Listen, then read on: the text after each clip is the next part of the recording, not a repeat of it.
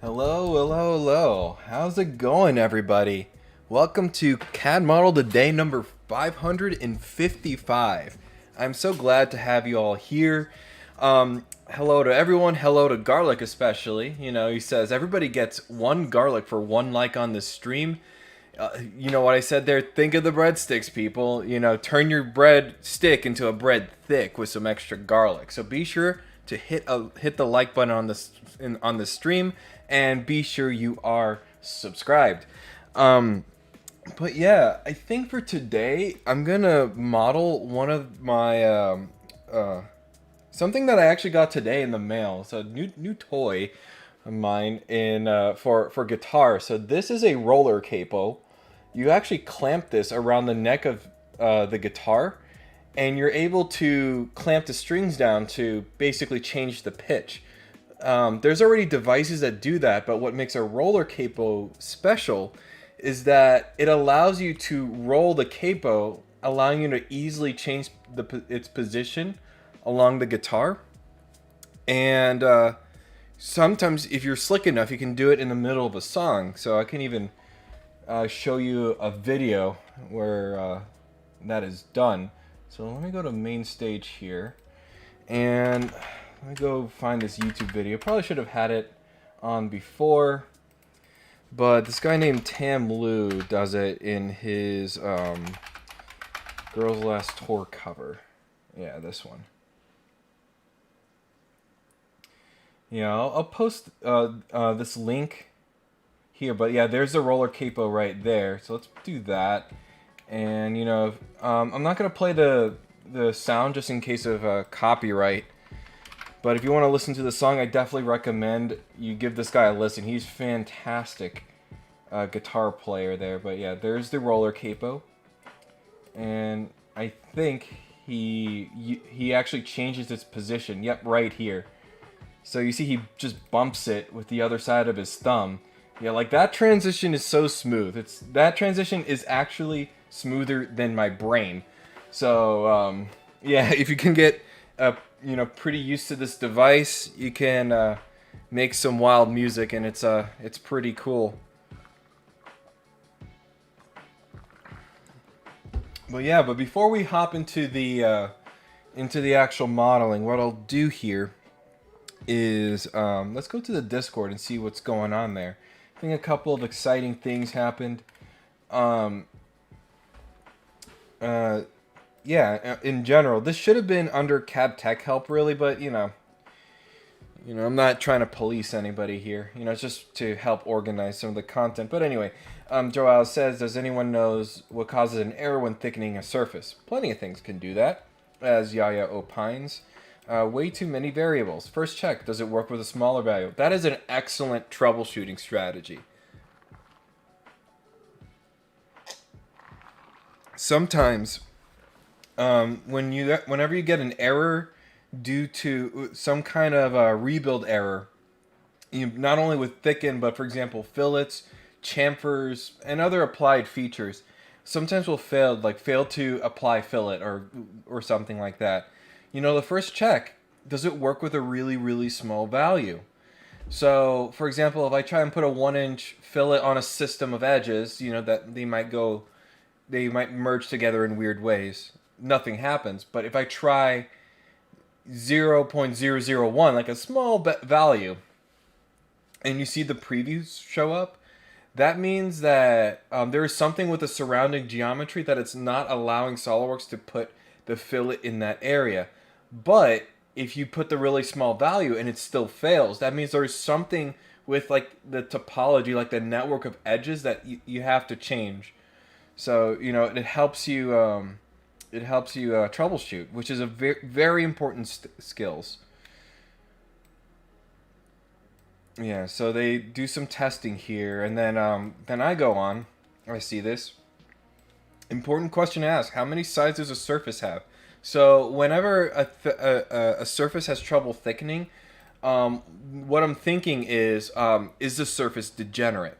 So you're more likely to encounter a degenerate surface if if the surface has does not have four sides.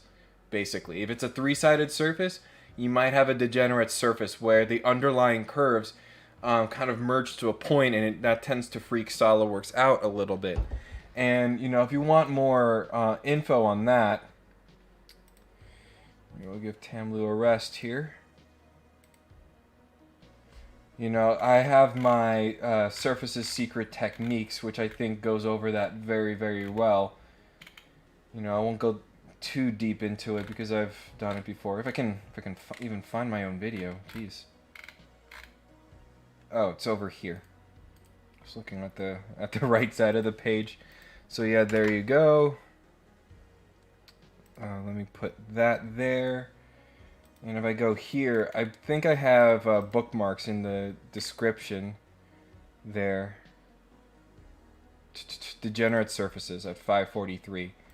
So if you don't know what degenerate surface is, you know, that's an example of one, but I would definitely recommend, you know, start watching from 550 in this video, and you'll know all about it. But that's kind of what I was thinking here. Might have been degenerate.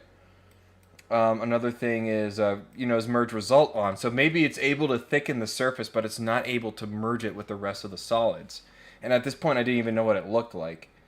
But then he showed the picture, and he found the error. So it's not really about the solution. It's about the journey. It's about, you know, actually getting there, right? You know, as cheesy as it sounds, it's about the journey.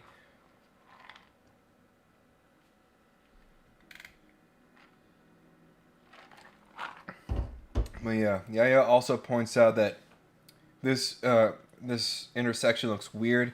I agree. There is at least a discontinuity where, you know, it's kind of like a hard edge where it's not tangents, not smooth there per se. I mean, it could be fixed with a fillet down the line perhaps, but you know, I think it's good eye. Yaya exercising his good eye. You know, looking at, you know, what are the weird looking things in this. He also goes off to do the Certified SolidWorks Professional exam, the surfacing one. And, spoiler alert, he gets it. He nails it. Of course he does.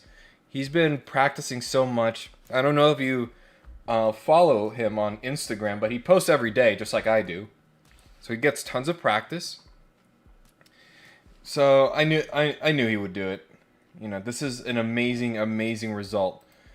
But this is one of the harder exams, and he nails it. So that's good. You know, do the little celebrate emoji. And now he has 3 certificates. He has the Associate, the Mechanical Design Professional, and Professional Surfacing, which is, funnily enough, this was my exact same path. So currently, Joao is at the exact same point that I was back in 2016. I did the Associate, Professional, and Surfacing in that order. So is this a sign? I don't know. I mean, he's pretty great, so I think he's doing really, really well.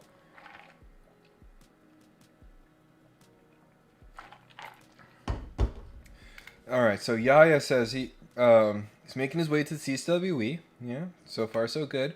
But he's going to take a break from now. That's alright. It's a little expensive to pay for the exam. Yeah, totally understandable, dude. Yeah, maybe you should make a 12.5 tips for sheet metal. I can totally see doing that. And oh yeah, look at this. Journey to the Certs, full edition. Oh, very nice. Ah, very nice. You got a link tree, dude. Here, let me post this in the chat there. So if anyone's, you know, watching this right now, watching after the fact, you're able to click on that. But that is fantastic. Good stuff. I like how you sorted this up. Maybe you took inspiration from that's, well, I mean, that's the whole thing. You just use the tools that are able to get your information out there the best. But yeah, this looks great, dude. Yeah, so everyone definitely visit his page, you know, and check out his journey articles there. And not too many more updates on the other stuff, but totally okay. You know, let's go ahead and we'll start with the modeling, but what I'll do, roller capo, even though I have a, you know, a physical example of a roller capo here, you know, just so people watching at home knows what I'm trying to model. I'm just gonna get like a image and then post it in the SolidWorks file. Can I copy image? All right, good. So let's get started.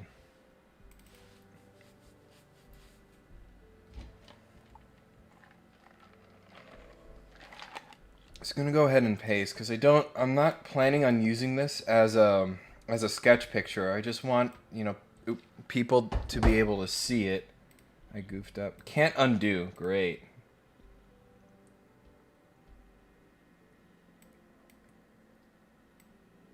There we go. Oh yeah, and Sebastian's here.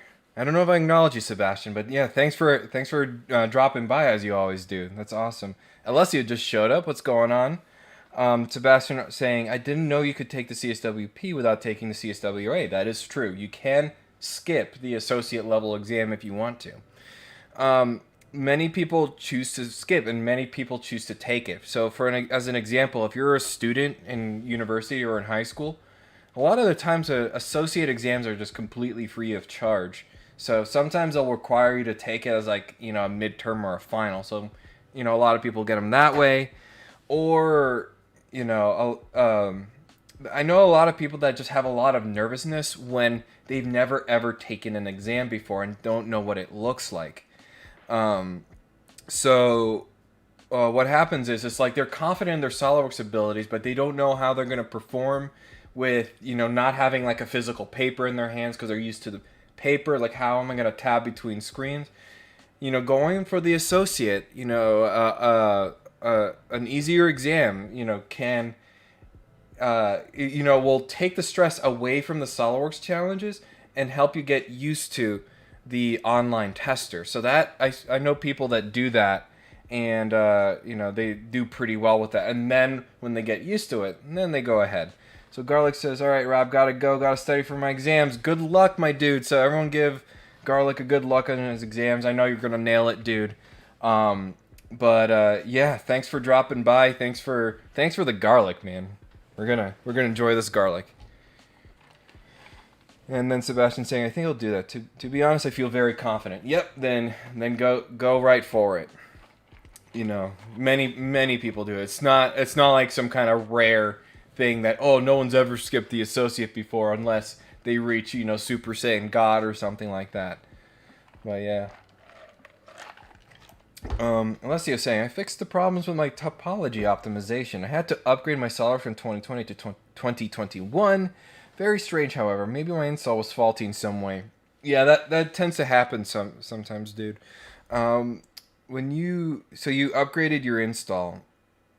Okay, so you know, another thing is like maybe a repair would have also worked, or you know, for the toughest of SolidWorks problems, uninstall and reinstall, you know, takes care of like most issues. Although that is a very lengthy process. It's just SolidWorks takes forever to install, even if you have like a disk and you're not waiting on anything to download. But yeah, I think let's go ahead and get started here. How will I do this is the question. Where do I want the origin is a good question, first off. You know what? Here, let me show this to you closer to the camera. There we go. I think I'm going to make this fancy cone shape. This right here. This. I think I'll make the origin the center of that and then build off of that. Or on screen, this thing. Center of that, put that on my origin. Yeah, this choice is kind of arbitrary. You know, I could do the other member too, but you know, I'll be able to work around no matter what it is. You know, it's no biggie.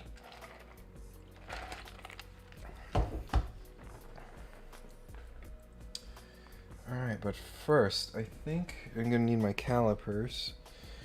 I'm going to start with... So, yeah, Man, I'm so indecisive today. I need a cylinder. I should just go and do it. Let's do select midpoint. Can I get the origin? It's very close. There we are. This has an overall length of, so that is between these two screws that I see here. It's been a while since I've done a reverse engineering exercise, I think.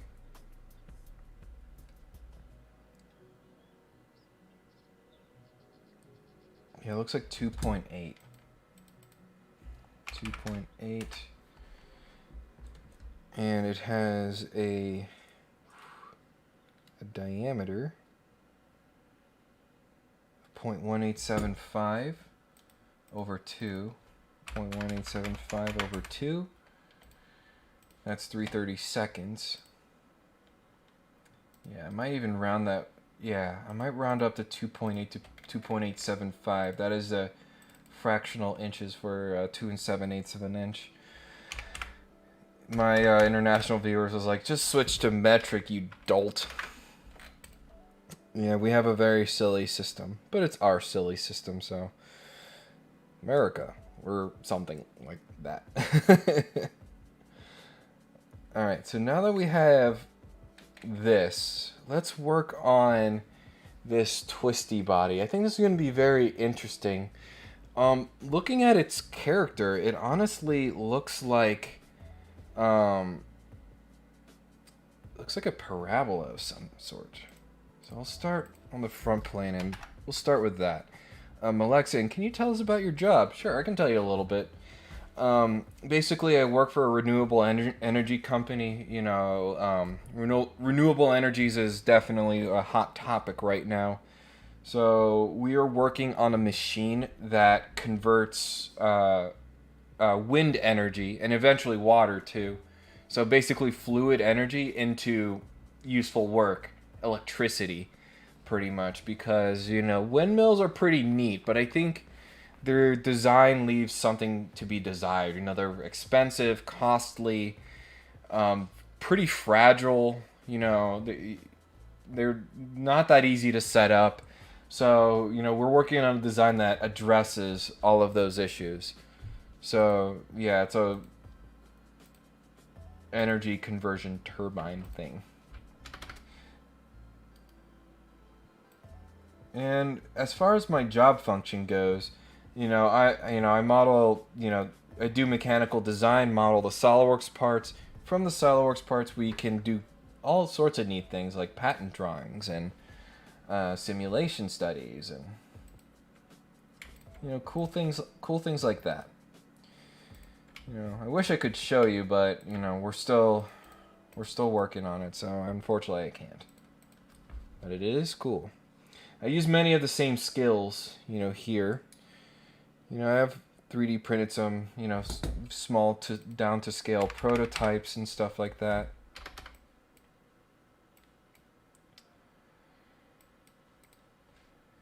Okay. And I've been working for a little less than a year now, I would say.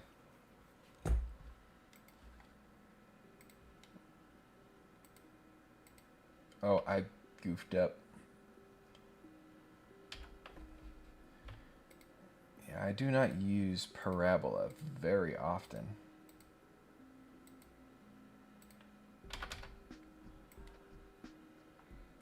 Okay.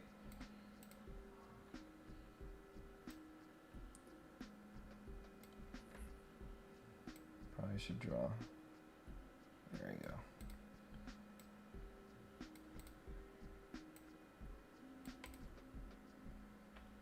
Oh, come on, you can put that point together.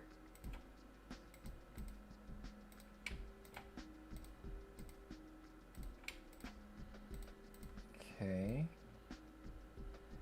So that's pretty good. So now what I can do is just give it the dimension for this, which is like looking like 0.9, so it's 0.45, like that. and then here to here, you know, that fully defines it. That'll be cool.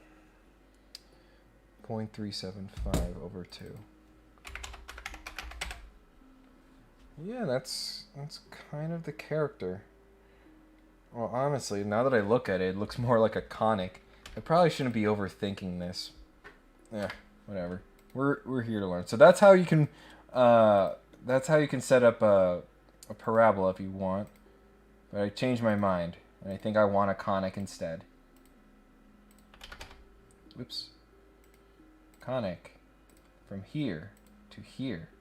Put the point here.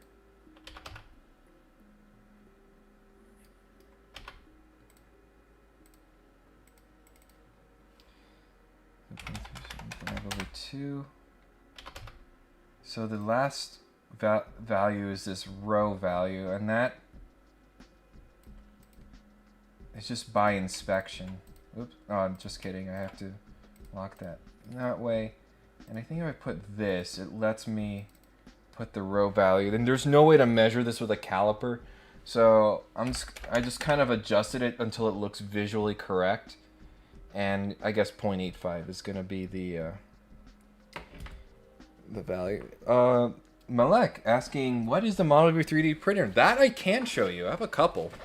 Unfortunately, I can't pick up the camera, but I can like turn it around in my office here. Ah, you can see. So in that frame, here, let me switch my my view. 1 second. Like that. There we go. So let's do that. Now you can see all 3 of them. So, and let me see if I can't reverse. There you go. Now the mic's on the other side. So I have no idea how I look like right now, or if I'm even in frame or anything like that. Let me get this thing out of the way. Yeah, this is my Cindo 3DWalks 2X. This printer prints PLA and ABS. The special thing about this printer is that it has 2 nozzles. So you can do cool things like print 2 colors at the same time. And let me see if I have an example of that. Yeah, I do. Here you go.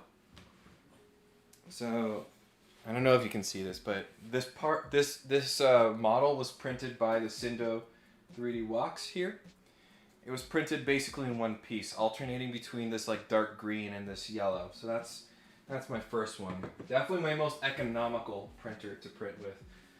This over here that has some papers on it, and I'll move that over here. This over here is my Markforged Onyx Pro. It prints in nylon carbon fiber. Love this thing. Great quality prints. Very kind of expensive to run, to be honest. It's running some maintenance. So yeah, there's actually a spool of fiberglass there that I can actually embed into parts and actually make it stronger. So so there's that. This over here is a Form 3 that was loaned to me by Formlabs. Fantastic printer. You can get really, really smooth prints out of this, but it uses a resin system. So this is with plastic, this is with resin. And currently loaded into it, I believe, is Rigid 9K. It's an engineering resin that is very, very strong. So, yeah, so those are my main machines. I don't know if you could hear me in any of that, but let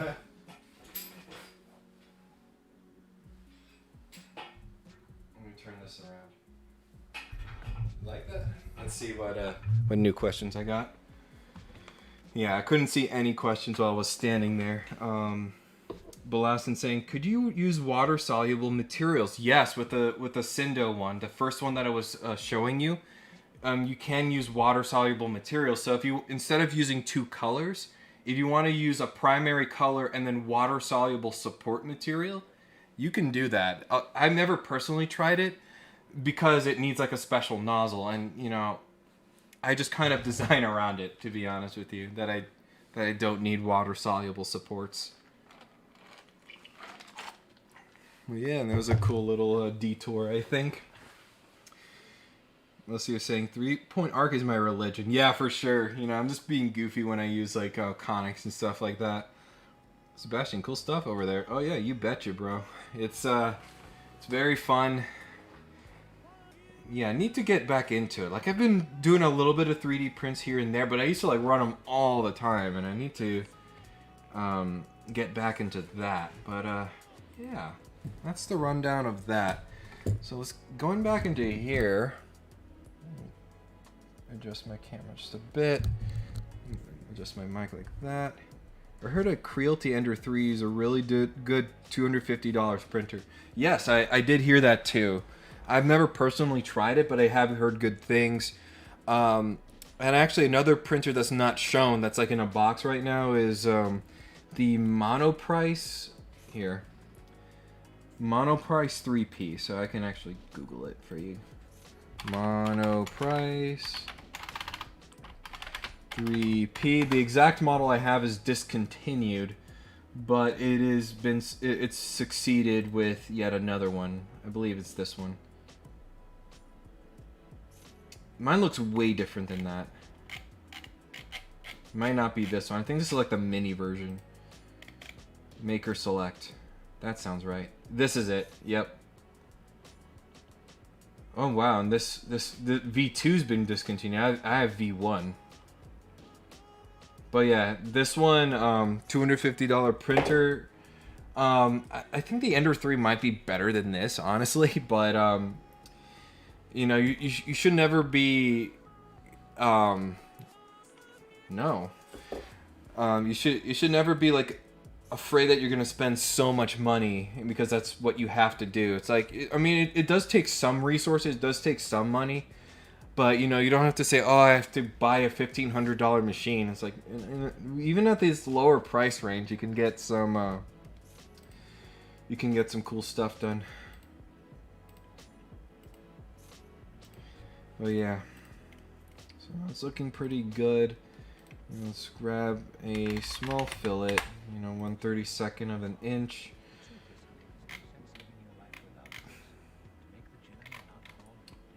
think this is looking good. Indent, target body. Why do I have so many indents, by the way, in my toolbar here? Let me, if I go to customize, so this indent, if I just click and drag that goes away. Heel edges, I barely use that. Move face,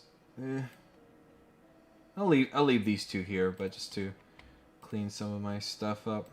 All right, that's good.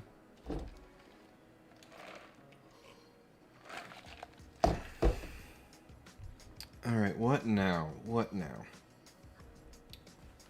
Where did I put the thing? Oh, there it is.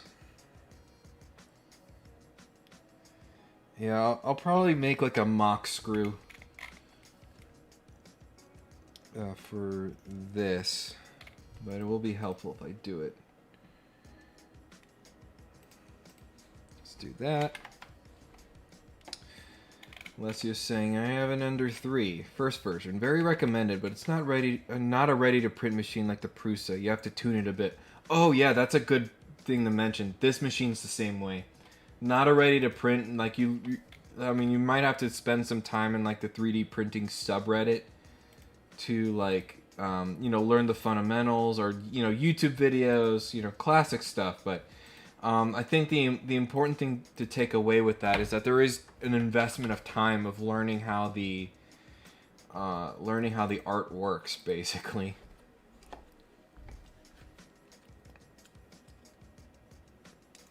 Yeah, but if you're not afraid of learning and, you know, getting your hands dirty, you know, 3D printing is a wonderful, wonderful hobby to get into. You create a lot of stuff, and very rewarding.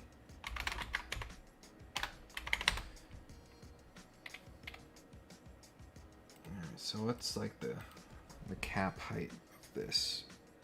I'm just gonna take a guess.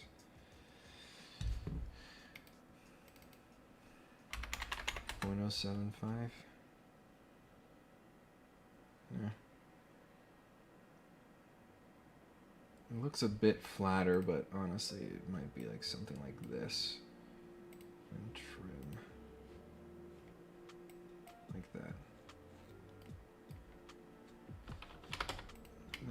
Alright, so if I say make equal...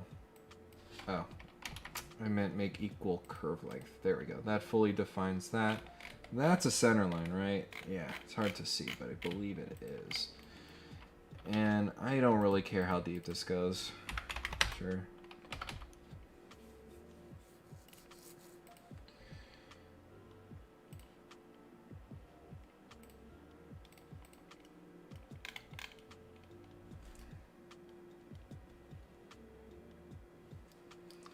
Yeah, it needs to actually extend out a little bit further than I have it going. Yeah. There we go. I can get a fillet. Actually, even smaller than that. There we go. And let's get a hex.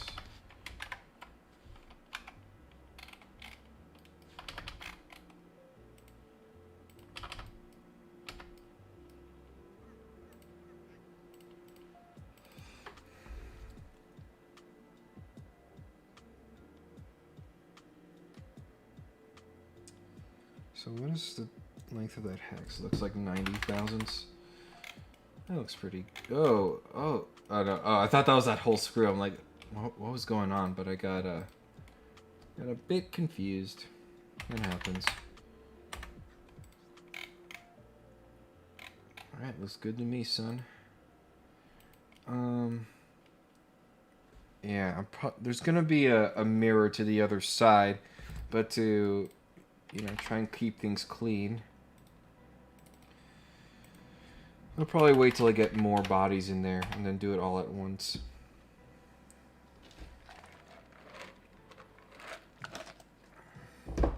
We're getting more people joining, so that's good. Welcome aboard. Yeah, if you haven't liked this video already, be sure you do that. If you want more like it, subscribe. We'd love to have you here. And, yeah. Also, join the Discord. Discord's a really fun place. People talk about the stuff they do, and they talk about whatever they want. Discord. Hey, Joao showed up. What's going on, dude? Congratulations on getting the surfacing certification. People didn't realize Joao is one of the newest owners of a certificate for the surfacing exam. A pretty difficult exam, I would say. So that is awesome. Congratulations. Alright, so now there's this like collet thing here that just kind of slides up and down. It's like closer still. Yeah, it's this thing that's sliding up and down. That's on that shaft. I'm gonna model that now.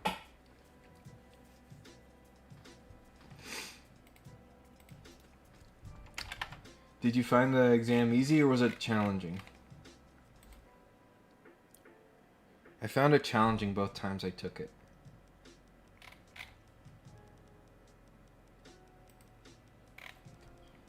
Okay, so that...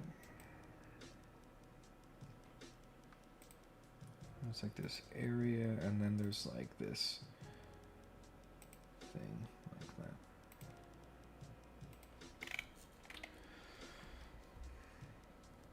Probably do a render or something like that. And actually, since there's going to be a lot of diameters involved, and I don't want to divide by twos, so I'm going to drop a center line such that I can,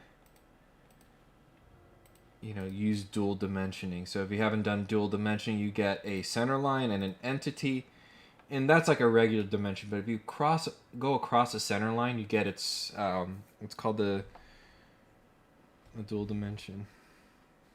And you can type in diameters directly, which is kind of nice.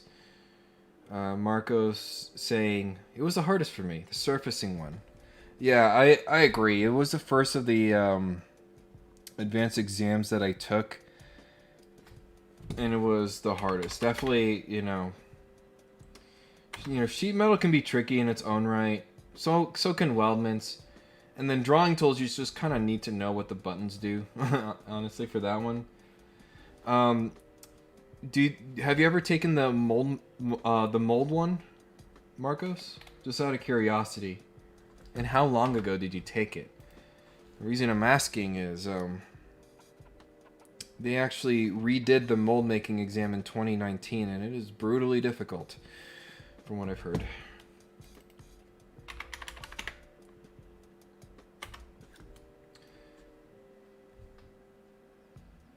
Oh, no, 875.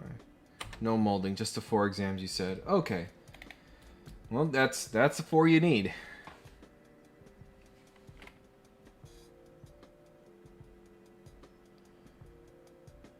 Actually, it's not called dual dimension. It has a name. Because dual dimension is when you show... It's this. When you show millimeters and inches. Oh god, that is bothering me now. It has a name. Here, let me Google it. SolidWorks. It might be called double dimension. Let me see.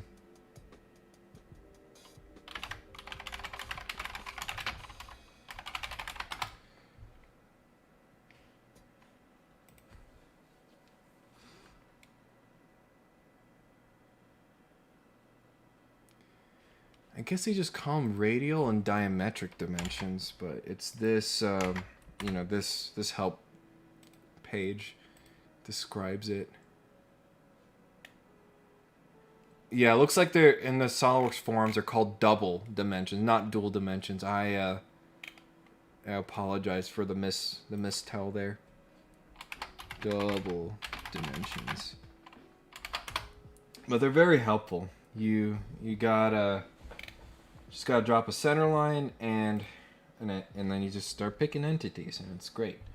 Yeah, there is, okay, that's gonna be kind of hard to grab. Let's try it. 0.75 for this. Ah, I goofed that.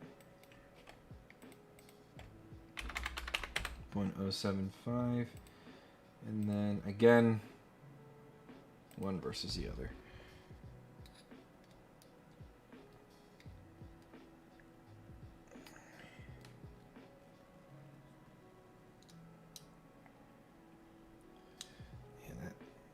That surface is a little hard to grab with my calipers.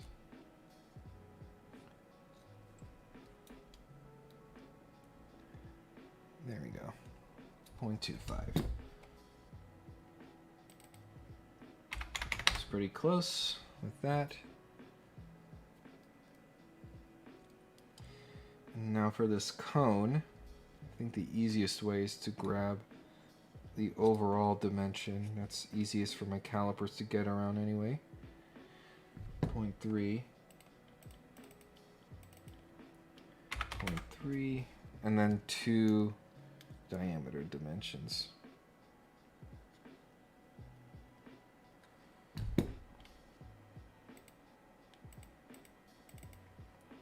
225. That looks just about correct.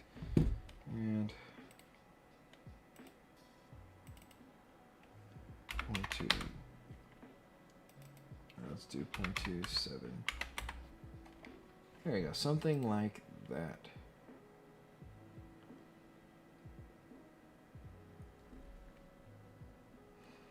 Have I used it on many projects? Yeah, couple hundred, you know, definitely. I think they've kind of slowed down because I've just been busy with many stuff in my life, but yeah, each printer has several dozen hours of print time on it at the very least.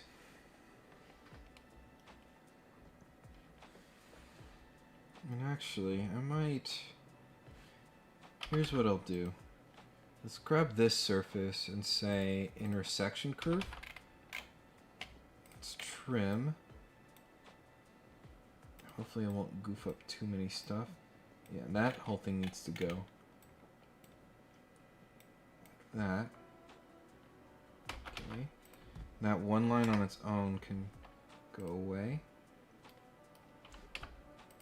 So I'm basically going to revolve this with the hole in there. Okay, so it's the addition of that dimension. And now I should be able to feed that to the revolve command. Looking pretty good. Let's save our progress. And other than mirroring this to the other side, that is about all I need for... yeah, that's all. I can start working on the other member, I think. Let me think. How far do I want this to stretch? So in its resting state, it's like about an inch, but yeah, let's do like an inch and a quarter, so that the coils of the spring, and if you don't know what I'm talking about, this spring right here, instead of having it rest, you know, we can show it stretched out a little bit. Oh, maybe it could even... what would be cool? Because I actually have a guitar model from one of my previous models of the day. Maybe I should show it applied on a guitar. I think that would be very cool.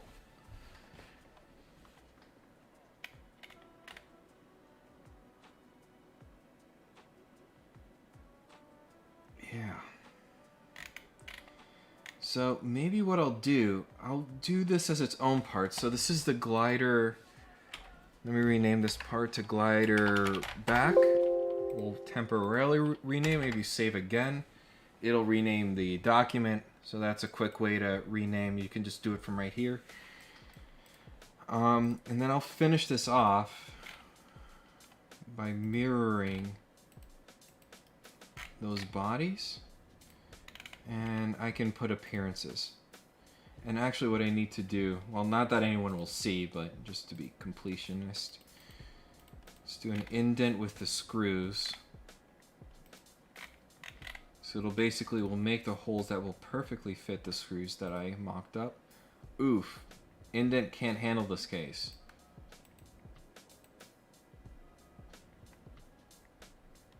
I don't like that. Oh. Well, why is it like that? So when did that break apart? That is very interesting. So indent. Oh gosh. I actually ran this indent command wrong. Because I wanted to make a hole in this body. But instead, I basically chopped this body in half using this. So instead of revolve being the target body, I need this one to be the target body with this. So now it's making a hole through. Wow. Now that's better. Wow, what an error.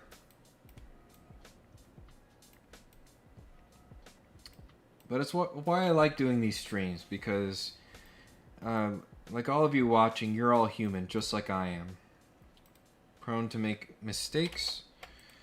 And it's good to know how to troubleshoot when you make mistakes like that. So the reason that that indent couldn't complete is that, you know, I saw the preview for this one, but since this body was just kind of all on its lonesome, you know, if I click this one, this body doesn't affect this part up here. So that's why I was freaking out. Okay, so now let's just get some appearances, and then we will soon work on the other side, the front part.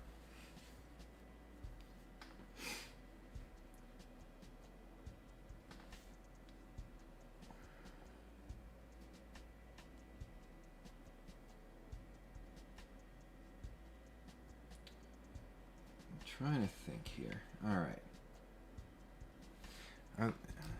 Are there any holes for... No, so the springs just go around this loop. So we'll just leave that as is. We'll set the material to steel, so that'll help with some of it. Rubber, matte rubber for this. The screws are like a kind of black oxide look to them, so I might go for like painted Black spray paint, even though you don't spray paint a screw. That's a little silly, but...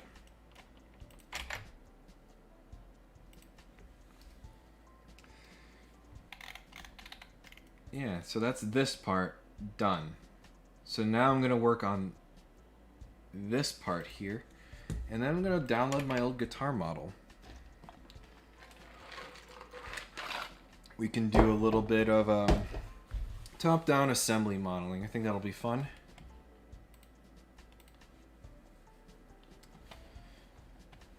Okay, okie dokie. Artichoke. So, I think I still have this in my clipboard, right? Let's do another one. Let's do file new. New part. Paste. That's there. The origin's like over here.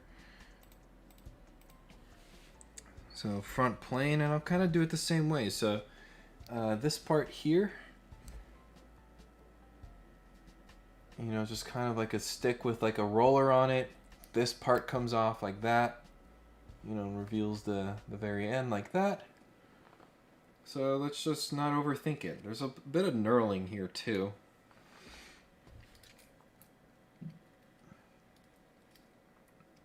You know, what's tough to see is the overall length of this, but I can actually make a good estimation. If I do that, so it's 1.5 from like from the midpoint to the end. So I'm gonna guess that rod is like 3 inches long. I think that's a good estimation. Grab that midpoint, put it right on the origin. Say that that is 3, and this I can easily find the diameter of, and say that it is 0.1875, so it's the same as the other one, but of course over 2 because oh, god dang it. Give me that. D2. Put that back. Put that here. There we go. Oh man, that is so silly. Make sure we revolve around the right one. The right line, so that the origin should be right smack dab in the middle. All right. Now, do I want to assume that this is like another conic? Sure, why not? And actually, I could set this up a lot easier now that I think of it. If I just get a rectangle, grab the midpoint of this line would be nice. Slap that right on the origin. Now I can get the overall length of the roller, so this black roller that's on screen here.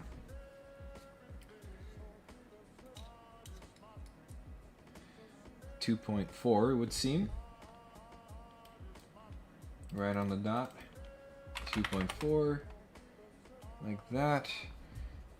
The overall, or like the longest length is like 5.5 and some change. Probably say 0.5625. Well, then that needs to be over 2.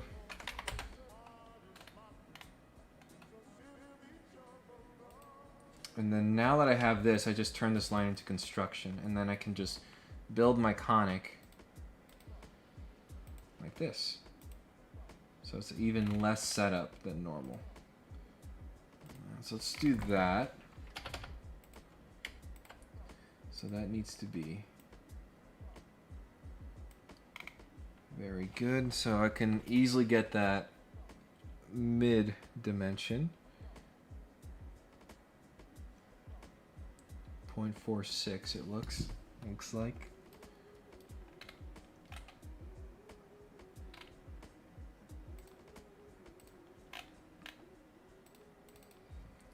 .46 over 2.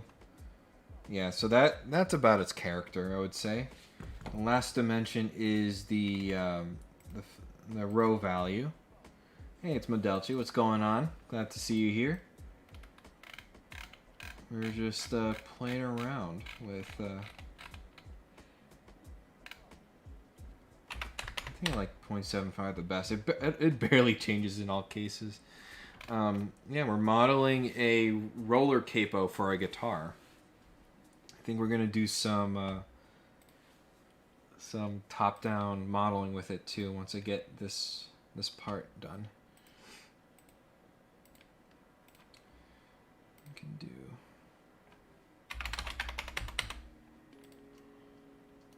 so this part is this right here.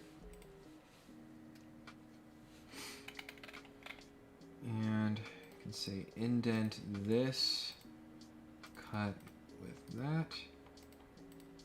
Allow perfectly fit that. So this is the glider front. Very good. Very good. Now I have a part that has some knurling on it. It sounds good to me. And what looks to be sort of a chamfer.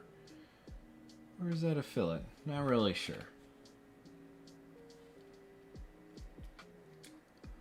Well, I have this. So I'm looking at basically this part where my mouse is circling around.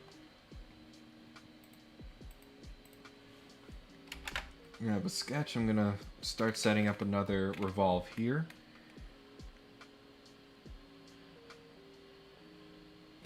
So how deep is that pocket? I might not even be able to measure it, to be honest. Maybe I can use like a paper clip if I even have one of those. What is this? It's an Allen wrench. Does it fit? Sort of. No, it's a little too big. Trying to find the depth of a hole here, and my calipers are not small enough to actually get in there. I'm just like looking around. Oh, I can use pencil lead.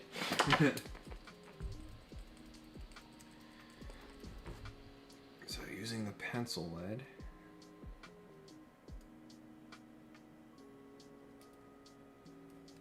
Try that again. It's not the most precise thing ever, right? I can just measure this pencil lead just to get an idea, you know. It's not going into production. Just want to get I think a pretty neat render, you know, or something. So 0.375 is the depth of that hole. So this part kind of looks like, oops, that should have been vertical. I goofed that.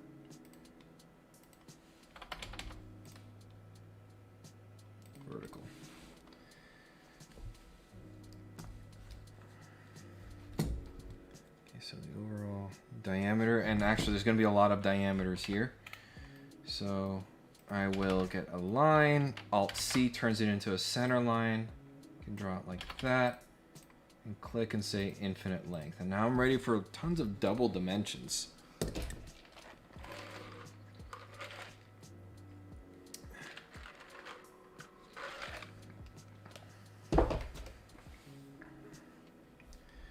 All right.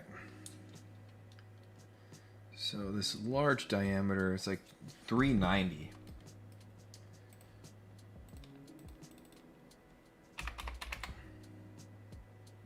Yeah, and that's like that. Oh, I drew it way out of the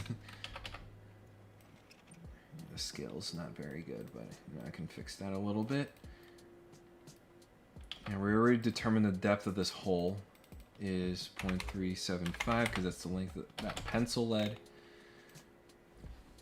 The diameter of that hole needs to be, looks like 190, which does make sense. I'm just going to round it to 0.875, rounding it down. 0.875, which should put that right there, which makes sense because that is where it lives. Let me see. Yeah, it actually does almost fit like all the way down. It is blocked by a spring that goes through here. So that, you know, that looks good to me. What I might do to help with the overall, like, offset, I guess. I go from this surface to the origin like that, I can actually measure the overall length. 3.9125. 3.925 over 2. All right, we're getting somewhere.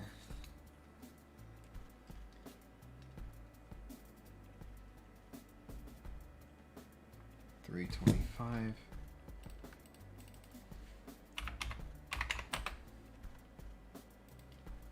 That.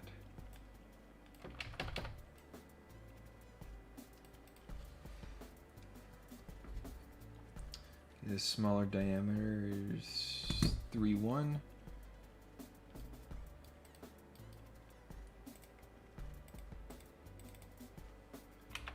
Oh, come on.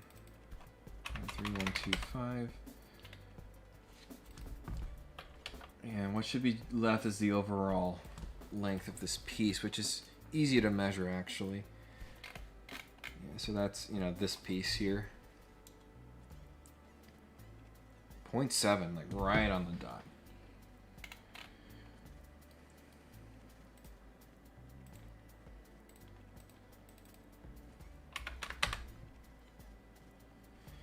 Yeah, that looks pretty good.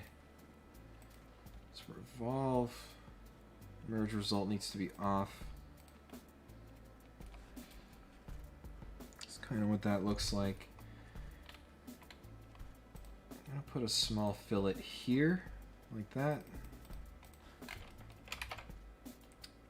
Actually, I goofed up. Well, not really, but.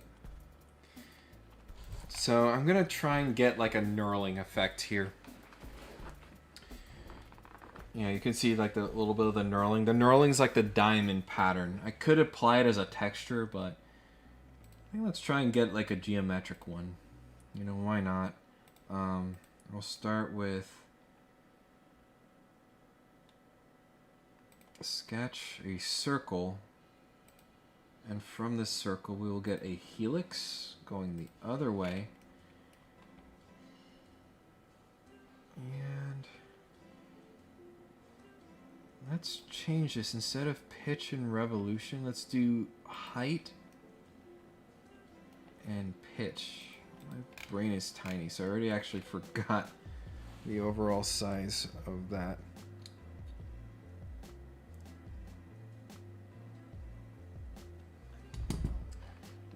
Let me just check in here.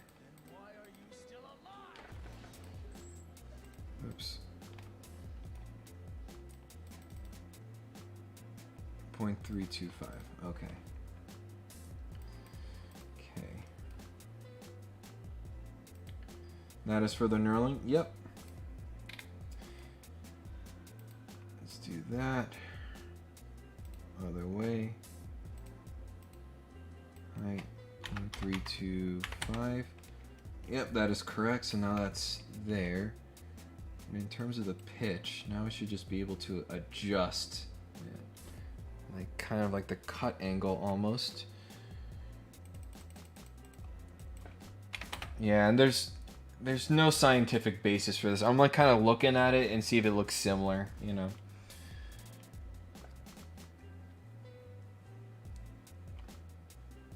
And let me grab the snipping tool.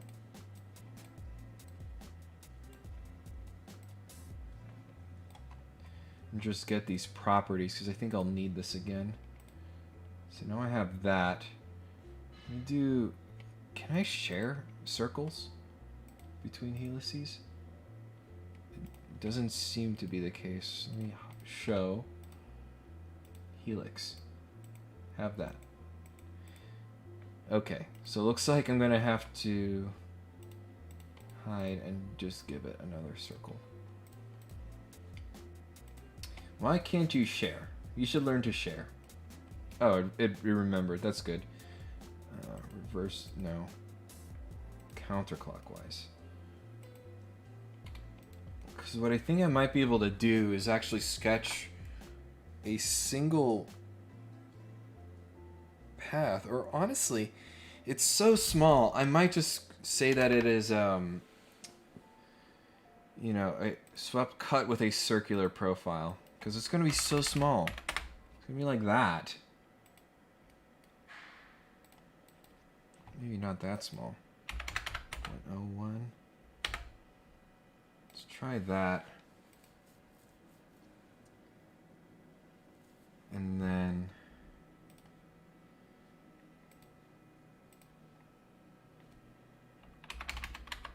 0.01. Like that. And let's see, we're gonna save, of course. Oh, oof. I actually wanted to put the fillet before that. There we go. Now that terminates that a little bit more pleasantly. Circular pattern. Oops. About this body. No. Features and faces. So this is going to be interesting. Let's see. Oh. Oh.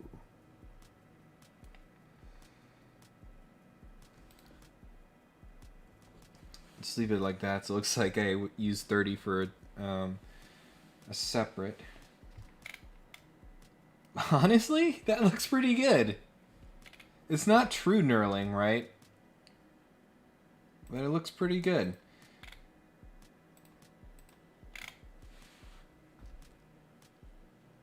I think that's on the money.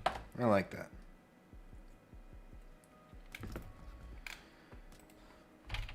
Yeah, obviously you wouldn't want to do this for like components that go into a large assembly because you'll make your computer die.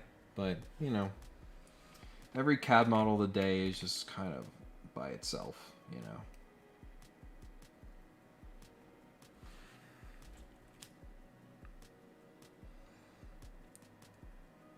Alright, and there's actually like one more feature before we call this done. It's actually like 2 holes. Let me see if it's visible here. Yeah, this hole where the spring goes through needs to be in here as well. So let's grab a section. I don't know if I can measure the approximate center of that hole. Looks like 425 from the top. So what I'll do, let's get a plane like this, 425, flip. Yeah, that looks like that is landing that. And just out of curiosity, what is the diameter of the wire? Like 30 thousandths. All right, so I think that'll do pretty well. Yeah, my computer's starting to slow down a little bit because of the massive amount of faces, but that's okay. You know, we're still running our stream at 30 frames. Pretty good. What's the overall diameter of that? That's like 0.25. Just get a circle. It's gonna be... Oh, I need to select a plane. The one I just created, dummy. There we go.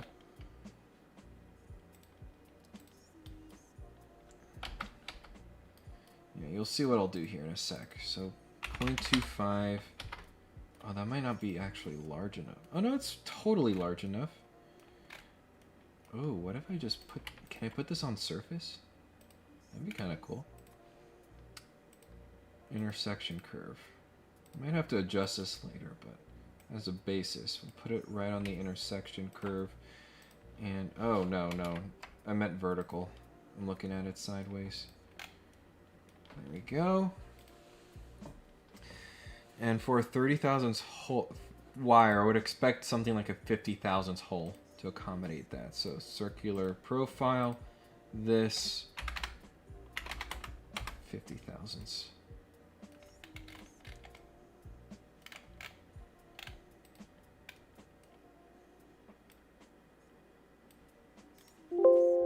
Oops. Looks like I grabbed a... Oh, that section doesn't tell us much. How about I just do like this and then like that? And then like... Oop. There we go. Neato. I think that'll work. Looks like some kind of weird Tin Man. Alright, save.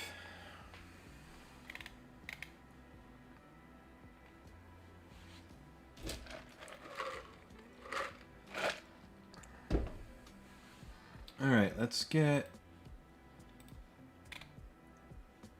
bodies to the other side, like that. And then it's time for some appearances, so I'll just set everything to plain carbon steel.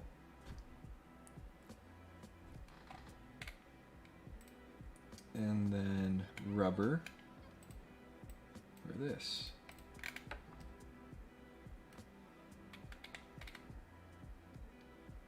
That's really all we need. Springs are the last part, but what I'll do right now, I'm going to get an old CAD model the day that I did a long time ago. Drive. Yeah, this was a long time ago, so I don't even think it's going to be on this computer. Let me check. Open. I think it's 64 when I did that. Oh, I have it right here. I didn't have to download it. Yeah, let's do it. Right here. Let's go. Let's go. That's awesome. It's even got strings on it. I got a little lazy there, I guess. Ran out of time, maybe? Whatever. It will suffice for our purposes. So with this... Oh, that's a lot of solid bodies, though. Whatever. We're going to get an assembly. We're going to insert the guitar like this. And I'll insert components. We're going to insert, let's do the back first. Okay.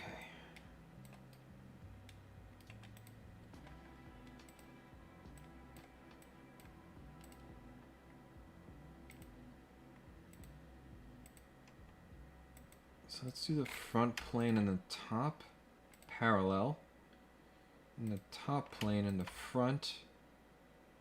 Coincident? No, I goofed up. What is the plane that bisects this? Is the right plane. Right plane with the top plane. That's coincident. So that'll guarantee that it is touching. And now for this, I wonder if it can do this surface and this.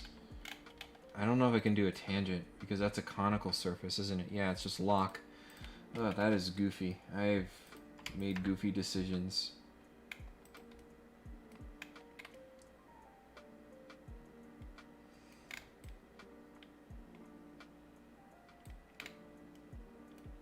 Well, I think what we can do... So let's first decide on a fret that we want to actually apply this. So let's say it's like on the 2nd fret or something like that. So in order to help with that, I'm going to go into the guitar part. Let's hide the fretboard and we'll install a plane. Oh god, why did it rotate it like that? If I select these two faces, it'll split the difference basically. And will give me this plane. So this plane 8, this will be fret 2.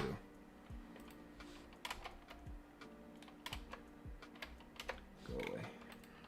That's fine.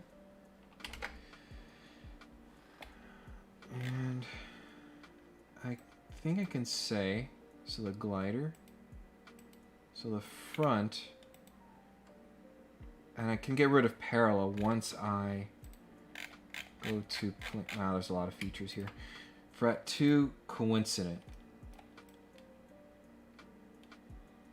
So now we have that. Parallel can go away because that's redundant. Should be kind of the same character. And now, I wonder if I can do move component, collision detection, check between this component and this one, resume drag. Okay, so that's when it hits. So without moving that, we do right plane with the, God, this is so goofy. think the front plane, honestly. Yeah, and just do distance. And just leave that number how it is. Because that is just with the contour of the capo and the thickness of the neck. That's what we need to achieve contact. Save. Glider, capo, assembly. And just insert the front. Now this is important because we need the two holes to actually be facing the other part. So it's going to be something like this, give or take.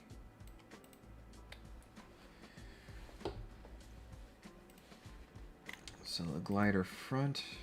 So the right plane with that same fret 2. I made them coincident. Additionally, so glider back is done. We don't need that. So the top plane with the right plane of the assembly together. Oh, and this is going to be interesting. Because if it's going to hold the strings down, it needs to actually... Well, I shouldn't be overthinking this that much. I'm just going to do the same thing.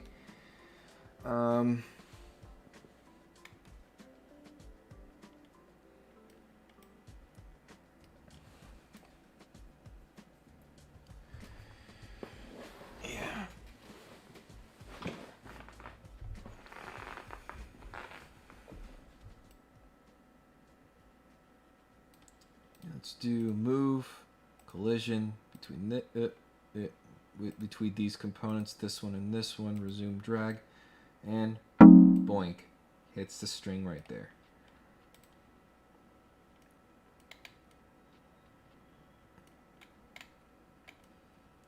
I think that's pretty good. So now I need the front plane of that with the front plane of the assembly, yes. Distance. You can stay like that. It's a little goofy. Alright, so the last part is the spring. So in this component, let us show the cut sweep 3 sketch, which is on this side. So I'm going to use that to help base my spring off of. Yes. But I also need... It would also help me to have a circular sketch here, so let me open that. So just doing some prep work. So mid plane of that.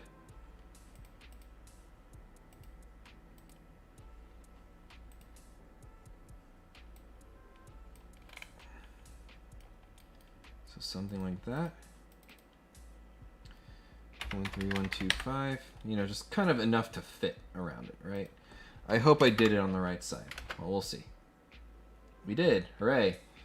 So we see this circle right here. We have to model a spring that connects these two parts. So let's save. We're going to get a new part. And we'll slap that sucker on the front plane. Immediately exit this sketch because I will instead get a 3D sketch, and now I can convert entities on that and click that. So that's the circle I drew. Convert entities on that, and now I should have a part file that kind of like almost like did like a carbon copy of where those two circles are. So that's here, and what I'll do, external references, we're going to lock this feature to help with performance. So this is the spring. And now we can open this in its own part.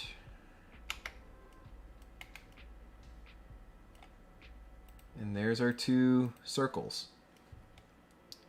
So I think what I'll do, so that this is the 0.25, so this is the front. So what I'll do, let's get another 3D sketch.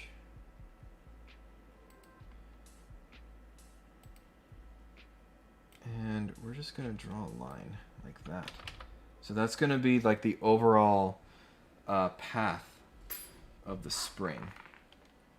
Let me see if I can't split that, because the helix needs to be confined to an area in the middle.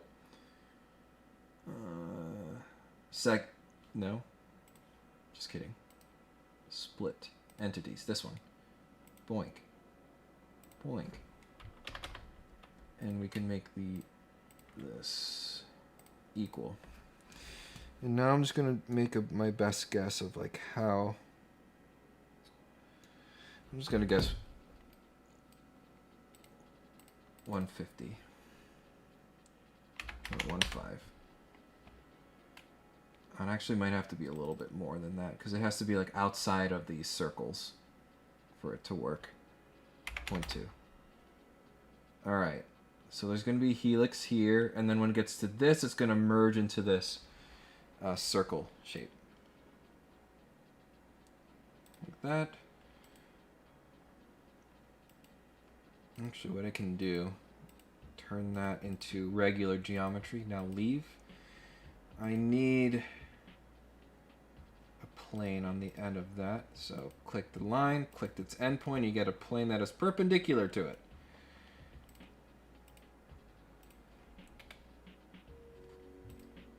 And now, let's sketch a line, and the overall diameter is 0.25, but you know, this is a radius, so 0.125, oh, dang it, 0.125. Where'd it go? There we are. Hide. And now with this, I'm going to try to count how many coils there are in this spring. 1, 2, 3, 4, 5, 6, 7, 8, 9, 10, 11, 12, 13, 14, 15. I might have miscounted, but you know, it's just to get in the ballpark. But now I can go swept surface, sketch this about that. And then options, profile twist, we're going to specify twist value, revolutions, 15. Oh, what I really should have done, I should have made that line vertical here. Well, that's easy enough. So the ends actually lie in the plane of those circles. Man, this is kind of an exciting model. I thought this would be easier, but this is very, I wouldn't say challenging, but involved. I'll call it involved. There we go. So now we have that helix that eventually needs to kind of merge into that. So save. And there's like my front plane. It's like in a weird place. So this is like an interesting example of modeling, you know, straight from, you know, two locations from an assembly. This is as tough as it gets. So let's get a 3D sketch. Let me convert this. Convert that. I wonder if I can actually trim those. Let me hide that. It's going to be interesting. So center line from here to here.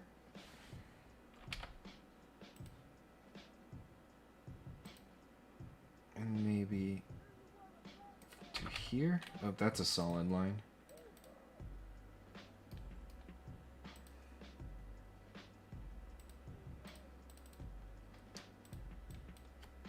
$145.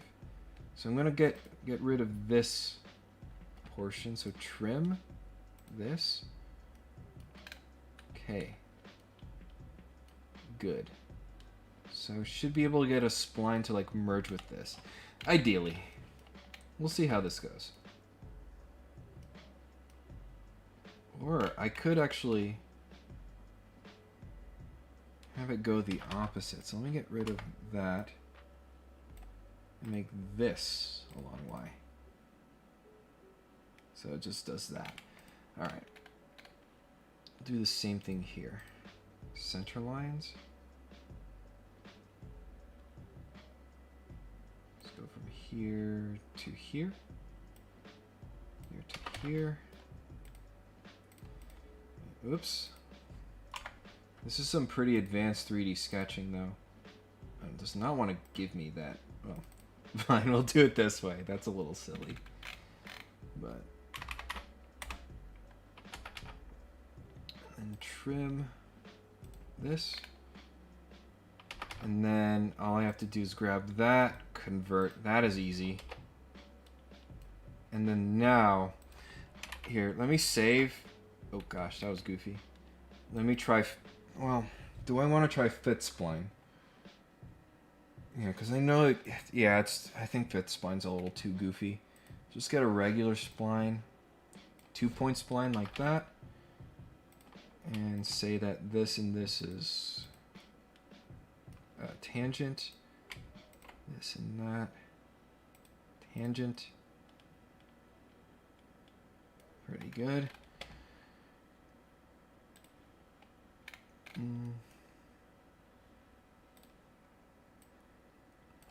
Let's do that. This and this. Tangent. This and that. Oh. It's being goofy. I was afraid this would happen.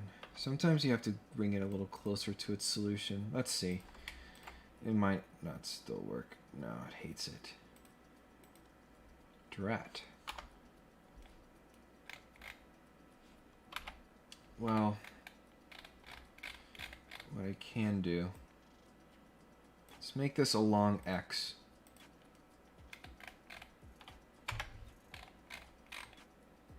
And this is suddenly underdefined. I don't like that.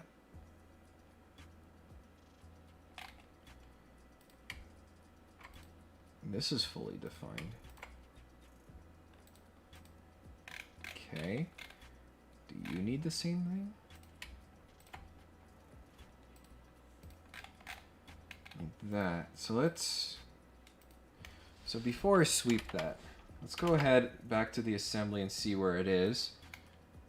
Oops. Ah, yes. That's pretty good.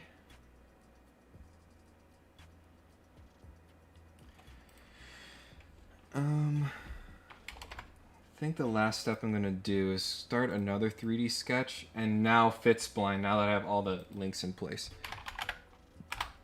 Fit spline. Fixed.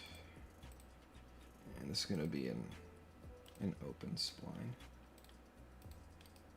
Like that. So now that's all one smooth curve. Hide. And now I should be able to sweep. Circular. 103. Oh.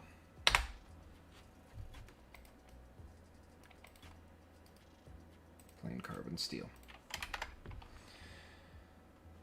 Actually, I might set this to aluminum because I'm looking at this, even though it's probably not aluminum, it is like a little bit of that whiter color. So I'll leave it like that. Ooh boy, there we are. Not bad. Oops. My rotating's being weird. So there's that. You know, it goes straight through the holes because we use that circle that we sketched in there. Now, then it merges into this helix, which then goes all the way over here.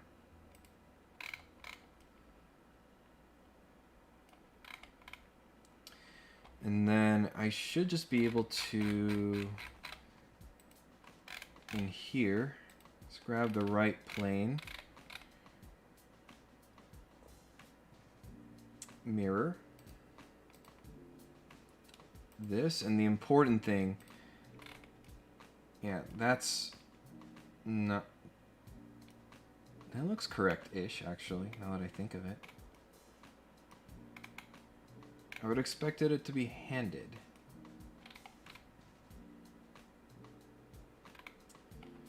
Oh, no, I guess if you just move it to the other side. And that's pretty much our model done. And now just to kind of prep it for our... I don't know if I'll render it or if I'll just leave it in regular like graphics, because I kind of like the way it looks in regular graphics. I mean, we can try it both ways, but what I'll do first is the guitar itself, since I did this in a previous model of the day, probably set that to hidden lines removed. I think it makes it look like a very cool, almost kind of patent drawing-like thing, even though you're not really allowed to have color in patents. Turning on perspective. Might turn off rotate about scene floor. We could even have it like, oh, that looks so cool.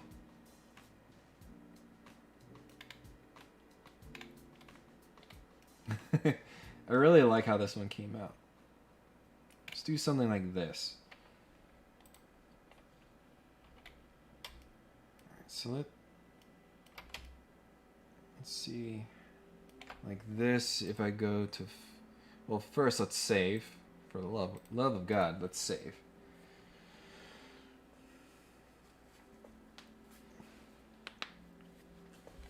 But then we'll do a save as, and let's do a PNG. And we need to put it in the recent CAD model of the day. Options, RGB full color. It's going to be quite a large image, but that's okay. And view PNG after saving. Let's, oh, no ambient occlusion. That might be alright. That looks pretty cool, actually.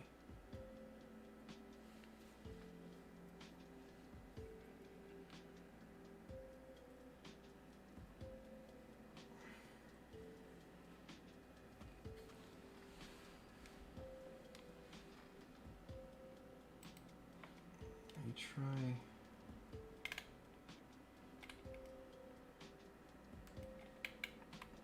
Maybe another one like this.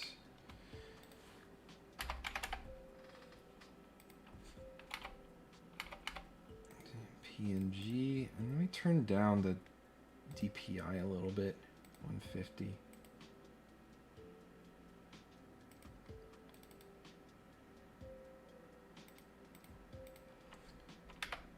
Just trying out some stuff here.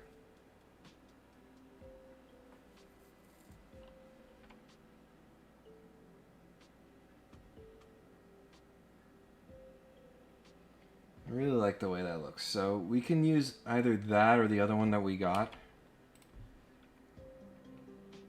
I don't know why there's this strange like disappearance. Did your skills get you the job, or did you get your skills from the job? It's a good question. I would say it's the first thing. The skills got me the job.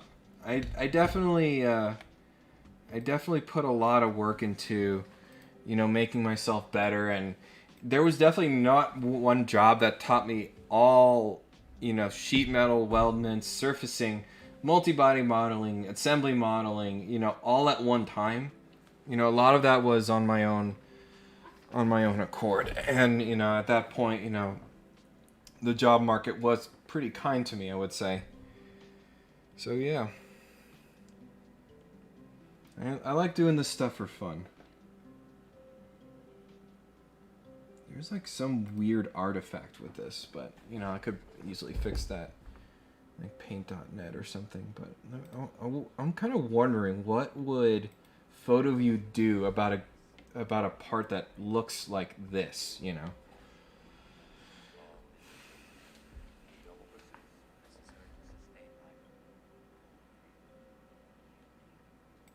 Render preview window.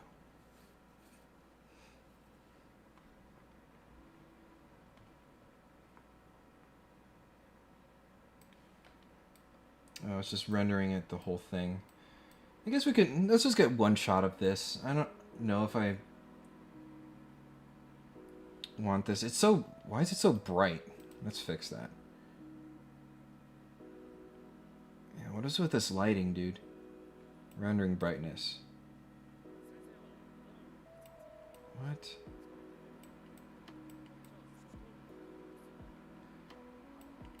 Why is this so bright?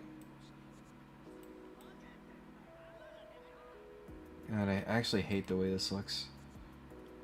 No, it's just the one photo view 360 lighting. That's kind of strange.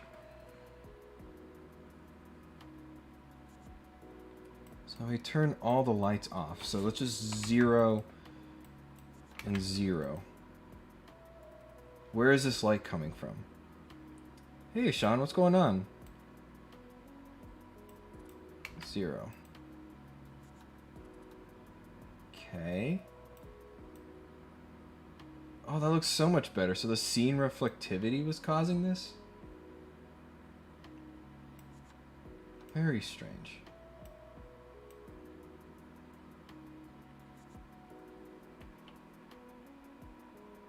Yeah, I don't like it that much. I don't like the way the wood looks all that much.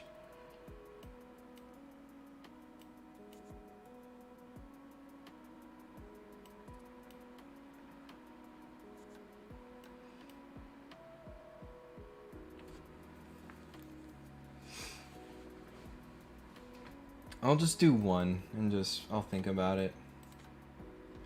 So let's get a final render.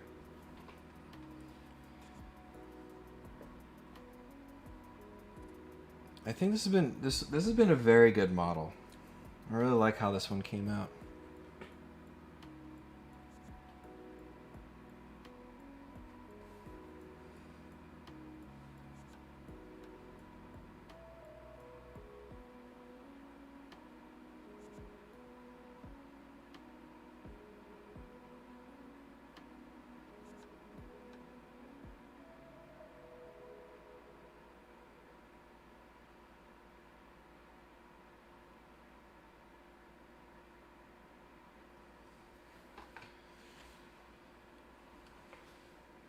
Let's see.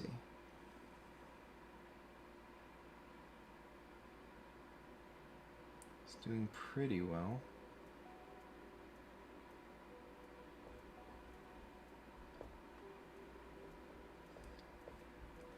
The little orange squares are kind of fun to watch.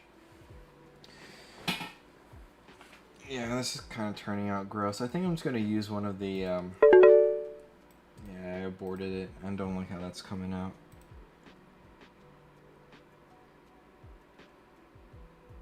One thing I will try, what if I can... That looks so cool.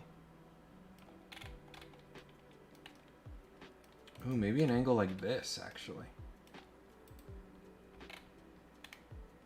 Here, let me take a look at this. See if there's any... Could be from... There's some garbage surface bodies I forgot to delete. That's kind of lazy of me. And then 60 solid bodies.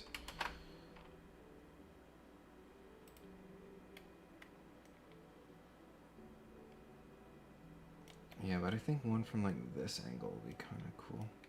Or maybe it's the perspective. One sec. Perspective. Nope.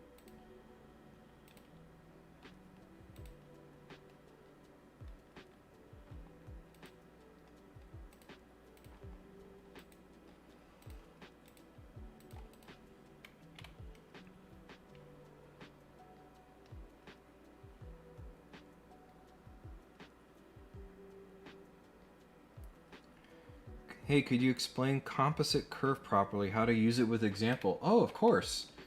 Actually, I could even demonstrate with one of these models. Give me 1 second, Ishan, and I'll help you right out. Yeah, let me get one shot like this, and then I'll answer Ishan's question here. Right? Oh, I saved the freaking assembly here. That's bad.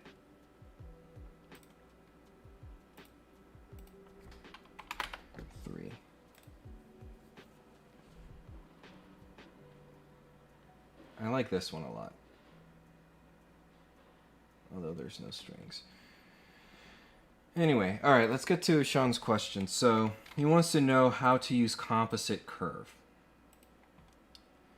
So, composite curve is basically a way of combining multiple, well, not only curves, but also sketch entities into one continuous curve. So, the reason you would do that is a case just like this one, where you have a very fancy spring where you want to have one sweep that goes along this large path. I didn't use composite curve from this for this example because what I did was, I ended up sketching out the different components on its own. So I started with the two circles, a line, and then with a swept surface I made the helix portion. And then with a 3D sketch, I ended up just manually drawing two splines and just setting them to be tangent. And that's kind of how I combined it together. So, but one could actually look at a state just like this one, where, let me hide this, where you have a bunch of these curves that might be on their own. So, as an example, here. So maybe you'll get one 3D sketch with just a circle in it. Oh, I'm sorry. 3D sketch. This. Convert. Exit.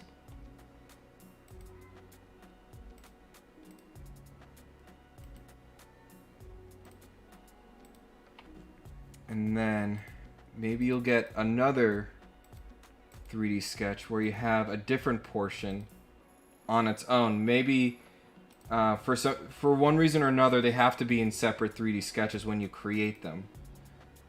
But, and for the last 3D, let's get this curve.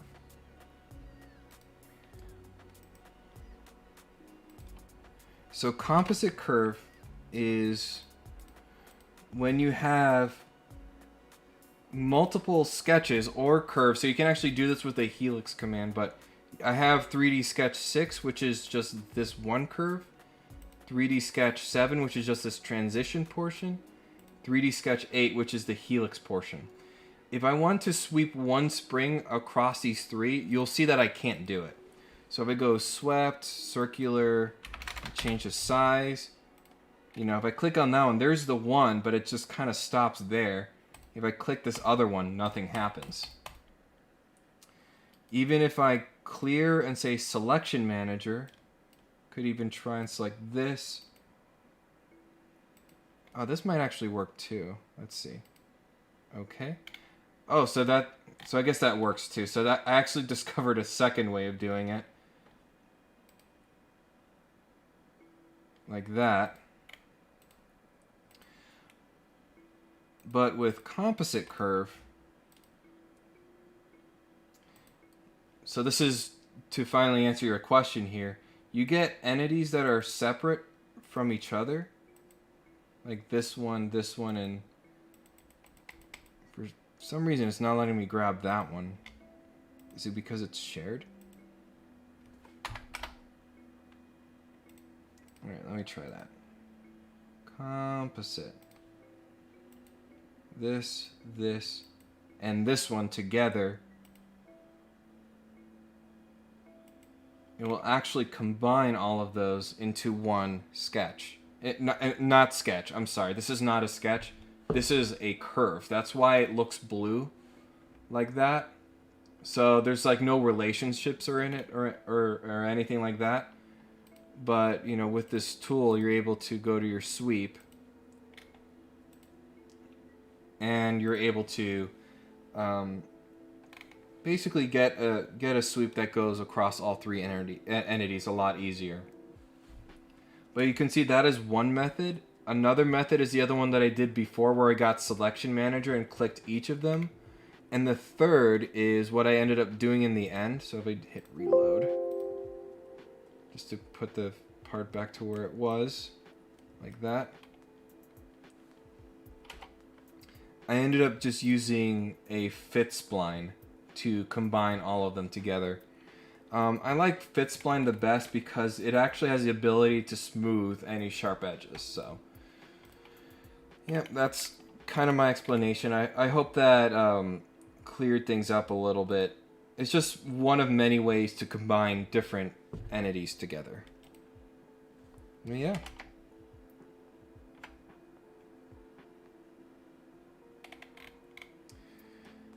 Yeah, but I think that's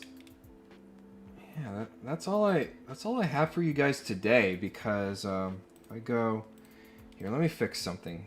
So, let's do a pack and go. Let's make sure all the files are in the right folder, so we'll put this here.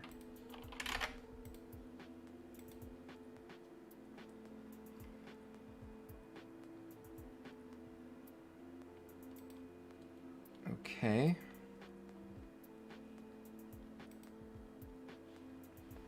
Yeah, this is in the wrong place. Yeah, let me save these and exit. Let me see if I can't fix my files here. One moment. So now I should be able to move this here.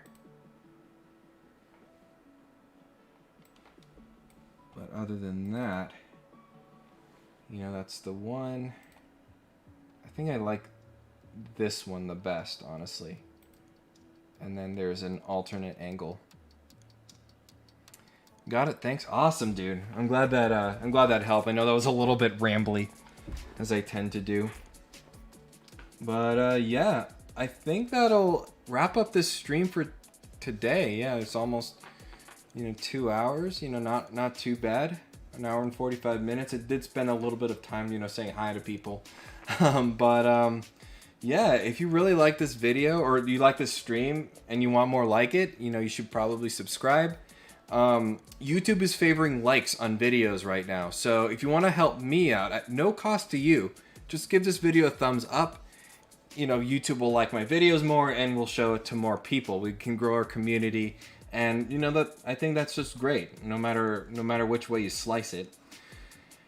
And if you want to join my Discord, here, let me go ahead and this Discord, where Joao just showed his Super Saiyan Blue lamp. That is awesome, dude. Great work with that one, Joao. You want to show off your work like this, or you just want to see other people's work?